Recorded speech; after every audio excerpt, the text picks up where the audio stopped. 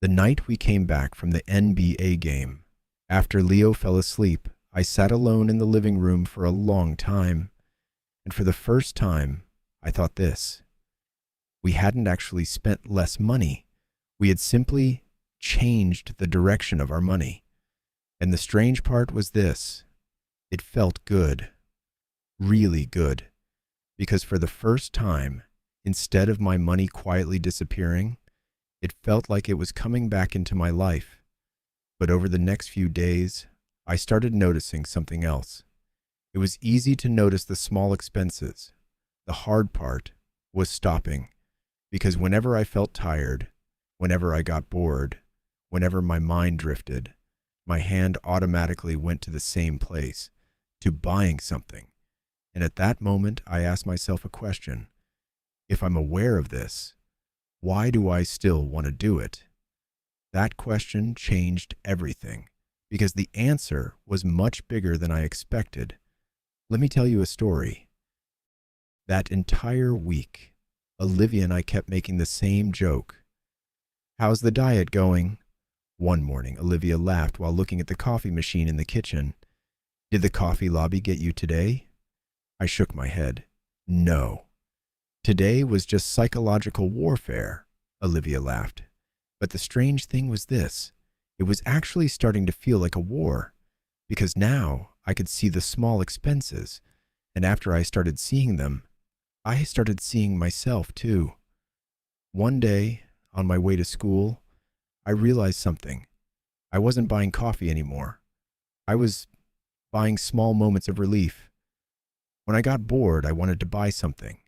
When I got tired, I wanted to buy something. When I wanted to reward myself, I wanted to buy something. And the most disturbing part was this. Most of the time, I wasn't even doing these things consciously. I was simply doing them automatically. That's when the whole issue started to change. Because now the question wasn't, where is my money going? The question was, why can't I stop? One afternoon during a lunch break, I left school and walked to the coffee shop on the corner. It was the place where Tom and I often met. Tom came from the bank. I came from school. 2 different lives. Same table. When I walked in, Tom was already there. His tie was loosened. His phone was on the table. The screen kept lighting up. Coffee in one hand. His banking app open in the other. He smiled when he saw me. "You're late," he said. "I walk now," I said. "Well, well," he said. "Looks like financial freedom has started." I laughed. The waiter came over. Normally, I would have ordered without even thinking, but this time something different happened. I didn't want to order, or rather, I didn't want to order automatically, and at that moment, for the first time, I realized it clearly. I wasn't even thinking about whether I actually wanted coffee. I simply wanted to repeat something I'd been doing for years. Tom looked at me. "What happened?" he asked. I shook my head. Nothing. But actually, a lot had happened, because for the first time, I was realizing that the urge to spend was usually not a decision. It was a reflex. The waiter was still standing beside the table, notepad in hand, waiting for the order. And honestly, even those few seconds of silence felt uncomfortable, because buying nothing felt like interrupting the normal flow of the system. Finally, I looked at the waiter. "I'm not getting anything." The waiter looked slightly surprised, but he smiled professionally. "All right," and he walked away. Tom looked at me. "That's it?" "What?" "The experiment," I smiled. "No, it's only just beginning." Tom took a sip of his coffee. His phone screen lit up again. Another notification. He picked up the phone, checked the message, then switched to the banking app, then back to the messages, and he did all of it without even thinking. That's when I realized something else. Tom wasn't making decisions. Tom was simply reacting. And honestly, most of us were living that way too. Notification, click, scroll, purchase. Everything was connected, and most of it wasn't something we consciously chose to do. It was automatic. Tom placed the phone back on the table. "What are you thinking about?" he asked. I paused for a moment. Then I said, "I don't think money is the problem." Tom laughed. That sounded exactly like a financial freedom YouTube video. I laughed too. "No, seriously." Then I looked around, at the people, at the tables. Everyone had a phone in their hand. A woman was looking at her screen while ordering. A man was talking to someone else while paying. Another person didn't even look at the menu.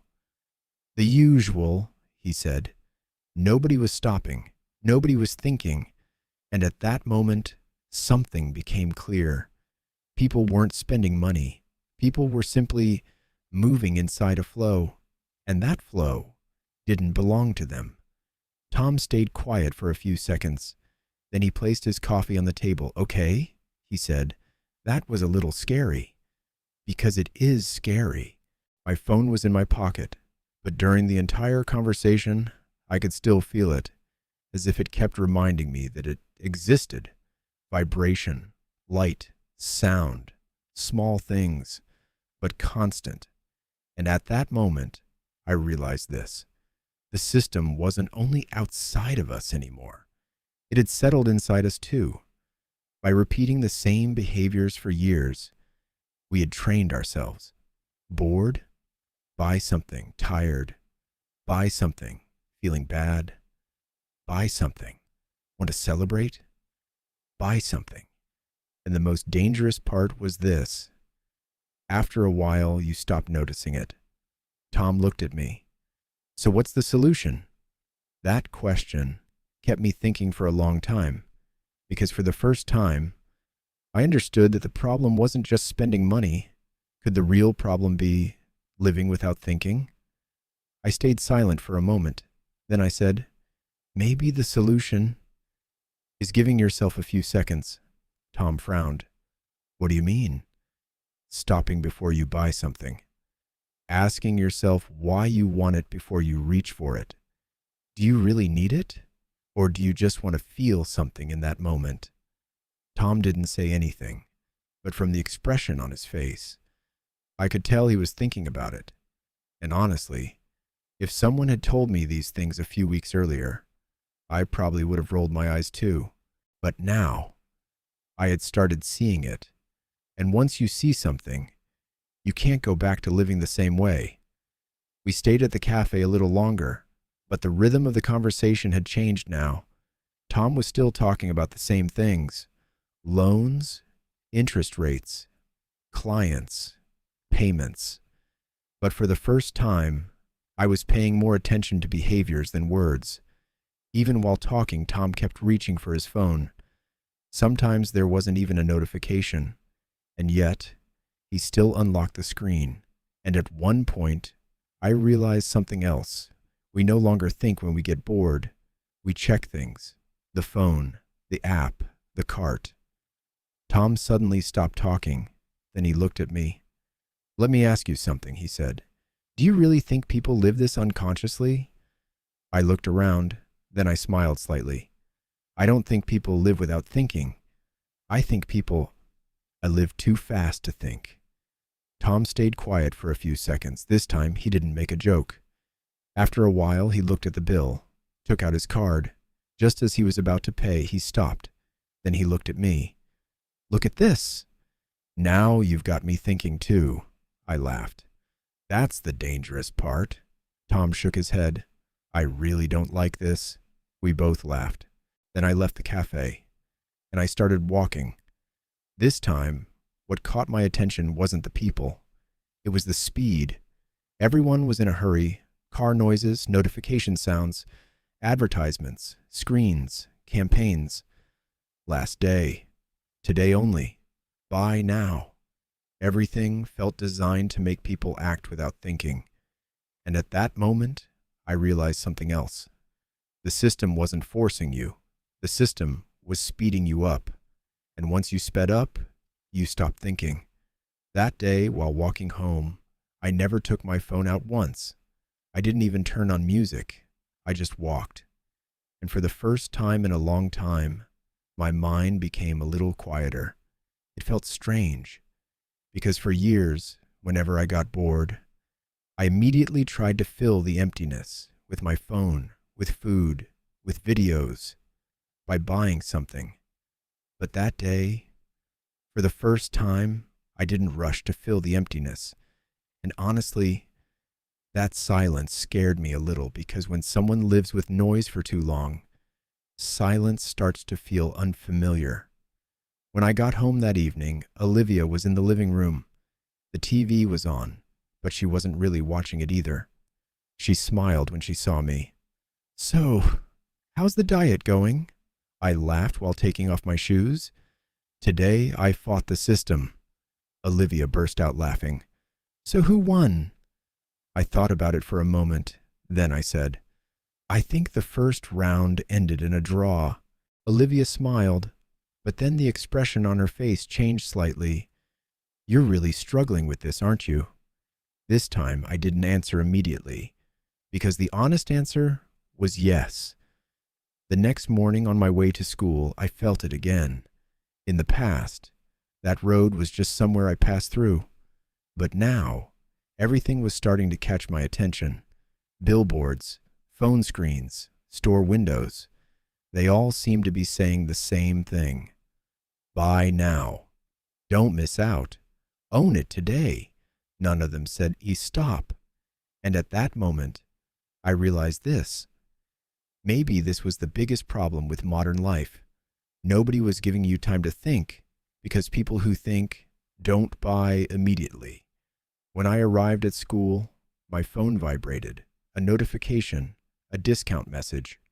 Normally, I would have opened it automatically.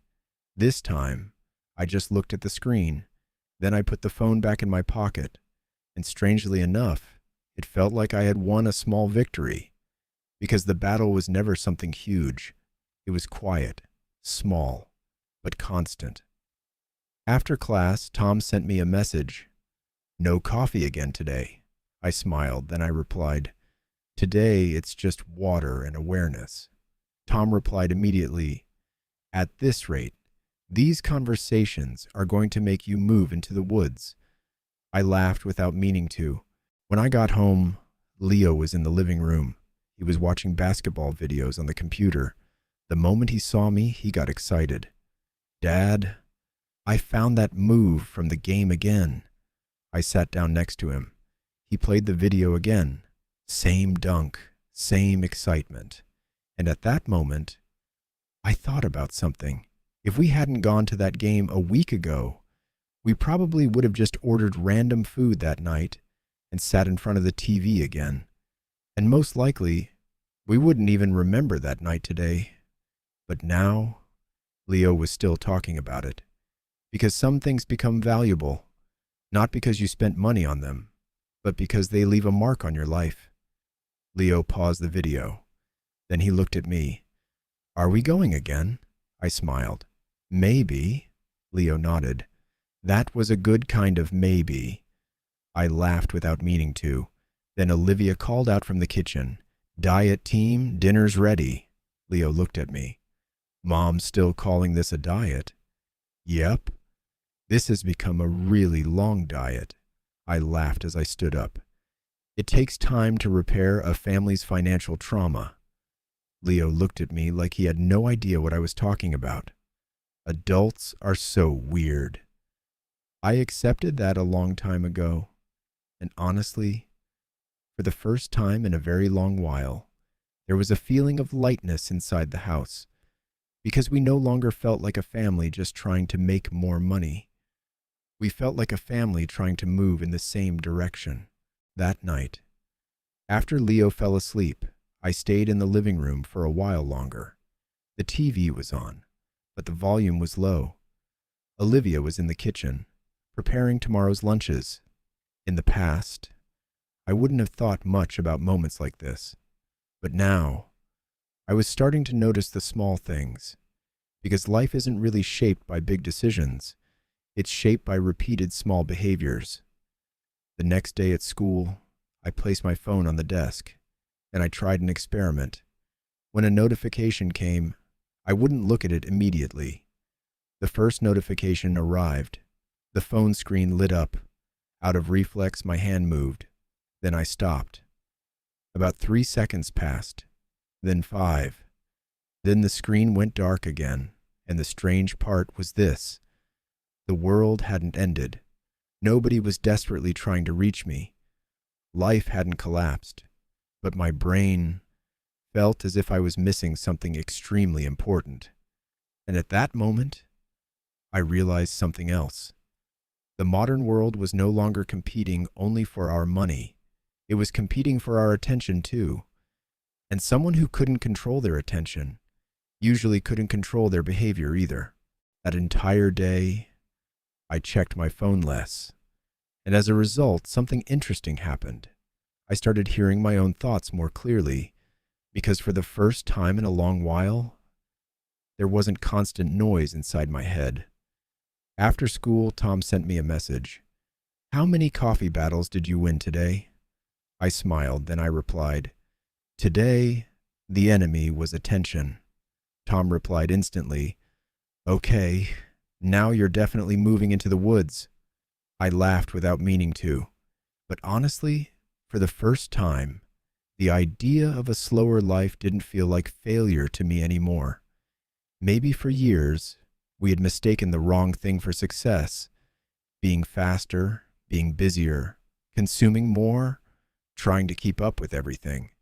But maybe real success was being able to stop for a moment and truly see your own life. And at that moment, I realized this. Sometimes people lose their attention before they lose their money. After a while, something else started changing too. In the past, I was trying to find free time. Now, I was trying to learn how to be empty. And those were not the same thing, because for years, every empty moment I had, I automatically filled it with something. Phone, videos, food delivery, music, notifications, something. As if my brain couldn't tolerate even a few seconds of silence. That afternoon, while walking home from school, I passed by an electronics store. Behind the glass was the newest phone model. Huge lights, huge letters. Faster, more powerful, newer. And without thinking, I had this thought. The interesting thing is, nobody ever tells you that what you already have might still be enough. Because for the system to keep going, you have to keep feeling incomplete. And people who feel incomplete buy more things. When I got home, Olivia was in the kitchen. She was making pasta. Leo was sitting at the table doing homework. And honestly, that scene suddenly felt incredibly peaceful to me.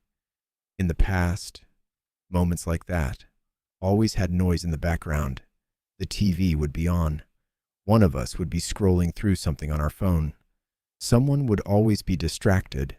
But that evening, the house was quiet, real quiet. Suddenly, Leo looked up. "Dad." "If you were rich, would you still go to work tomorrow?" I paused for a moment, then I smiled. "I don't know. Maybe I would." Leo frowned. "Why?" "Because some of the things I love aren't about money." Leo thought about it for a few seconds, then he shrugged. "If I were rich, I'd go to NBA games every day." This time I laughed. "That's actually a pretty solid plan." "Olivia, do normal family conversations still happen in this house anymore?" Leo shook his head. "No." Dad started talking about money again. I laughed without meaning to, but honestly, for the first time in a long time, it felt like life was finally starting to catch up with me, because maybe what I had needed for years wasn't more speed, but a little more awareness. A few days later, I was walking again after school. The weather was calm. As I passed by the park, I saw someone familiar, Warren. He was sitting on his usual bench, quietly. There was no coffee in his hand, no phone either. He was simply sitting there. Sometimes I genuinely wondered How Warren could sit so comfortably doing absolutely nothing. When he saw me, he slightly raised his head. "You've started walking," he said. I smiled. "Is it that obvious? You used to walk by much faster." I sat down next to him. We didn't speak for a few seconds, but silence never felt awkward with Warren. Eventually, I started telling him about the past few weeks, the spending, the small habits, the conversations with Tom, the constant urge to buy things, the notifications, the battle for attention. Warren didn't interrupt once. He just listened. While I was talking, he kept watching the park, the people, the ones walking by, the kids riding bicycles. And when I finally stopped talking, he stayed silent for a few more seconds. Then he slowly said this: "People think they lose their money through big decisions." He gently shook his head.